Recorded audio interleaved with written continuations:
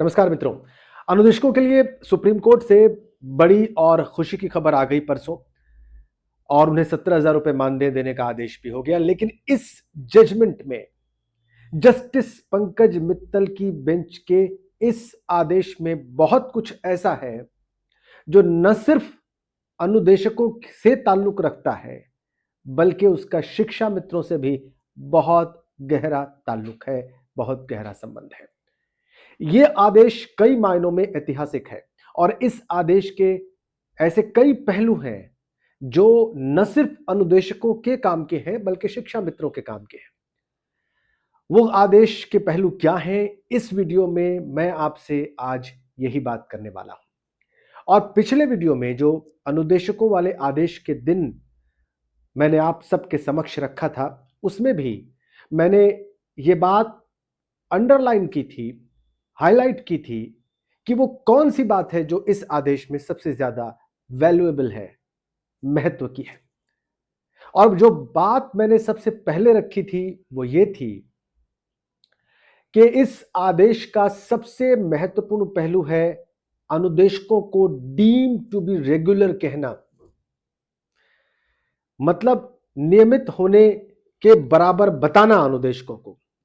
यह बात supreme court के जजेस की सबसे महत्वपूर्ण थी। इसके अलावा कि उन्हें 17,000 रुपए मानदेय मिलना चाहिए और एरियर मिलना चाहिए 2017 से अब तक का, ये तो है ही, लेकिन डीम टू बी रेगुलर कहना, यह कहना कोर्ट का कि अनुदेशक जो काम कर रहे हैं 10 वर्षों से ज्यादा, जो शिक्षा के क्षेत्र में काम कर रहे हैं और जिन्हें कोई और काम नहीं करने दिया गया उनके इस कार्य के दौरान, उनके पद अपने आप सृजित हो जाते हैं और उनकी संविदा की स्थिति समाप्त होने के बाद सरकार उन्हें उनके काम से नहीं हटा सकती। यानी वो वैसे ही हैं जैसे रेगुलर लोग हैं, वो वैसे ही फिक्स हैं अपने काम पर जैसे कि रेगुलर लोग हैं। इस जजमेंट में, इस आदेश में, जिसमें लगभग 3 मुकदमे थे सुप्रीम कोर्ट के सामने, उसमें सुप्रीम कोर्ट ने कुछ बहुत महत्वपूर्ण और बहुत रोचक बातें कही हैं उन लोगों के लिए जो कि प्राथमिक शिक्षक के रूप में काम कर रहे हैं, उन लोगों के लिए जो स्कूल्स में प्राथमिक शिक्षा दे रहे हैं। क्या कहता है कोर्ट, में आपको दिखाता हूं। मेरे पास वो जजमेंट है और उसकी ओरिजिनल कॉपी से मैं आपको ये बात कह रहा हूं पढ़ने के बाद। जजेस प्राथमिक शिक्षा का महत्व बताते हुए कहते हैं कि रवि रहेगा जिसके पीछे, रवि रहेगा जिसके पीछे वही अरुण भेदेगा तम।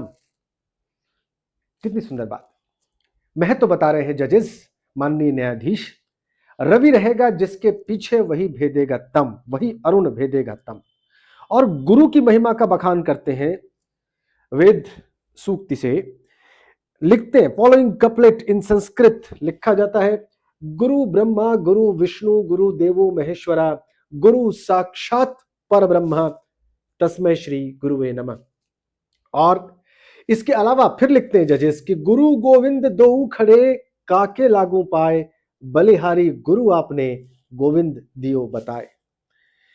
ये बातें कहते हुए जजेस ने अध्यापकों की भूमिका पर रोशनी डाली है, उसके महत्व को, उसके इंपॉर्टेंस को बताया है, उसका जिक्र किया है और यह बताने की कोशिश की है कि ये जो इंस्ट्रक्टर्स, अनुदेशक विद्यालयों में पढ़ा रहे इतने साल से, 2013 से, उनको इतना कम मानदेय देकर और उनके ऊपर हमेशा एक तलवार लटकाकर किस किस्म का अन्याय किया गया है, किस किस्म का जुल्म है, उनका मानदेय न बढ़ाकर किस किस्म की नाइंसाफी उनके साथ हुई है, ये बातें सुप्रीम कोर्ट के जजेस ने अपने ऑर्डर में कही है और इसको इन कपलेट्स के जरिए, इन पंक्तियों के जरिए हाईलाइट किया। ये पूरा जजमेंट मेरे सामने है और इसीलिए मैं इसको पढ़ने के बाद ये वीडियो आपके सामने रख रहा हूं कि ये जजमेंट सिर्फ अनुदेशकों के लिए नहीं बल्कि शिक्षा मित्रों और शिक्षण के कार्य में लगे सभी लोगों के लिए महत्वपूर्ण है और विशेषकर शिक्षा मित्रों के लिए महत्वपूर्ण है। क्यों? क्योंकि अनुदेशक भी संविदा कर्मी है और शिक्षा मित्र भी संविदा कर्मी है। अनुदेशक का भी मानदेय कम था और शिक्षा मित्र का भी मानदेय कम है। अनुदेशक भी कॉन्ट्रैक्चुअल बेसिस पर पढ़ाता है और शिक्षा मित्र भी पढ़ाता है। अनुदेशकों की तादाद कम है, उनके लिए फैसला आ गया है, लेकिन इस फैसले के शिक्षा मित्रों के लिए बड़े गहरे मायने हैं और अब मैं आपको वही बताने जा रहा हूं। सुप्रीम कोर्ट अपने जजमेंट में कहता है, अपने ऑर्डर में कहता है, पहली लाइन में पढ़ रहा हूं मित्रों, और जजमेंट से पढ़ रहा हूं ओरिजिनली, क्योंकि मेरा प्रयास रहता है कि आपको फैक्ट बताऊं, आपको तथ्य बताऊं, बिना किसी मिलावट के, उसी रूप में जिस रूप में वो असल में है। और वो ये कहता है कि the appointment of the part time और कॉन्ट्रैक्चुअल इंस्ट्रक्टर्स और teachers in fact no longer remain contractual in nature once the contract period of 11 months for which they were initially appointed or the extended contract period stood expired। मतलब ये कि जैसे ही 11th month का जो contract था वो खत्म हुआ, तो फिर उसके बाद अगर वो कंटिन्यू करते हैं तो इसका मतलब वो रेगुलरिटी की तरफ बढ़ रहे हैं। और ये कहते हैं, they were not even part-time instructor teachers as they were specifically prohibited for taking any job or part-time employment elsewhere। तो अब ये आगे आदेश कहता है कि they are deemed to be employed permanently against deemed substantive posts as with the passage of time and keeping in mind the continuity of the work such posts stand automatically created। जैसे ही ये आगे बढ़ा contract, वैसे ही ये regular के जैसा हो गया, रेगुलर के बराबर हो गया, इन्हें हटाया नहीं जा सकता। और हर 3 साल पर इनका जो जो ऑनरेरियम है, मानदेय है, उसको रिव्यू करना चाहिए, उसको बढ़ाना चाहिए। ये आवश्यकता है, ये जरूरी है, ये नियमानुसार होगा। ये सुप्रीम कोर्ट ने अनुदेशकों के लिए कहा। तो शिक्षा मित्र भी कॉन्ट्रैक्ट पर है, लंबे समय से वो सेवा दे रहे हैं, और देखिए 9 साल से सिर्फ 10,000 रुपए उनका मानदेय है। कोर्ट का यह आदेश सभी उन लोगों पर लागू है जो कॉन्ट्रैक्चुअली शिक्षा से जुड़े हैं। अनुदेशकों की तरह शिक्षा मित्रों के लिए भी यह आदेश उतना ही महत्वपूर्ण है। वो भी डीम टू बी रेगुलर है, उनका भी मानदेय बढ़ाया जाना चाहिए था हर कुछ समय पर, लेकिन उनका मानदेय नहीं बढ़ाया गया।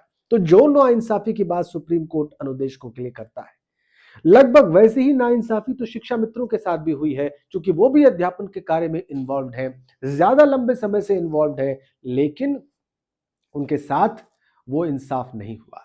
और अब जब सुप्रीम कोर्ट ने अनुदेशकों के लिए इंसाफ की बात कहते हुए ये सिद्धांत अंकित किए हैं, अपने जजमेंट का, अपने ऑर्डर का हिस्सा बनाए हैं, तो शिक्षा मित्रों को हक है कि वो ऐसा ही इंसाफ अदालतों से मांगे। ऐसी मेरी राय है, ऐसा मेरा परामर्श है, क्योंकि ये सिद्धांत न्याय के कोर्ट ने अपने ऑर्डर में बिल्कुल साफ कर दिए हैं, जो मैंने अभी अभी आपके सामने पढ़ा है। एक, शिक्षा मित्र भी उतने ही रेगुलर है, डीम टू बी रेगुलर है जितने के अनुदेशक हैं। दूसरा, उनका मानदेय भी उसी तरह से पीरियोडिकली बढ़ाया जाना चाहिए जैसे कि अनुदेशकों के लिए बढ़ाने की बात कही है अदालत ने।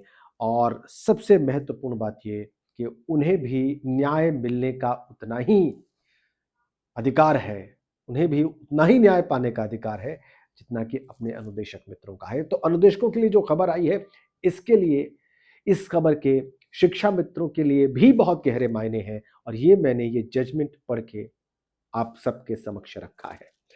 अब जब मैंने आपके सामने ये बात रख दी है कि आपको भी इंसाफ पाने का हक है इन्हीं सिद्धांतों पर, जिन सिद्धांतों पर अनुदेशक मित्रों के लिए इंसाफ हुआ है, तो वो काम आप कैसे कर सकते हैं, ये आपको सोचना है। और कैसे गुटबाजी और आपस की जो खींचतान है उससे अलग रहकर शिक्षा मित्रों के हक में बात की जा सकती है, ये भी आपको ही सोचना है। अगर मेरी बात आपको ठीक लगी हो तो आप इसे अवश्य अधिकतम लोगों तक, अधिकतम मित्रों तक पहुंचाएं, और मंच आपका है, जैसा मैं हमेशा कहता रहा हूं, अपना माने, इसे फैलाएं। धन्यवाद।